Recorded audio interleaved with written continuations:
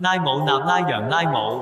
巴拉克布拉馬查理用他那別腳的英語回答了一位來自本地治理的外國人的問題。革命是必要的一場知識的革命。當前我們沒有真正的領導者，我們不能依賴政治領袖，而必須依賴那些具有政治思維的精神人物，否則和平將無法實現。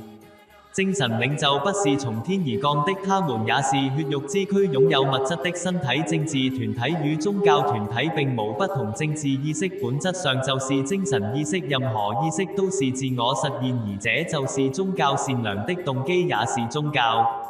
因此任何從事善行或提供良好建議的人都是在從事精神工作，不管他們是否意識到，他們都在進行精神活動。然而他們忘記了每個人都與宇宙緊密相連，當我們遺忘這一點時，便容易犯下錯誤，群體利益便會佔據主導地位。因此我們的精神責任就如同最高法院的職責一般。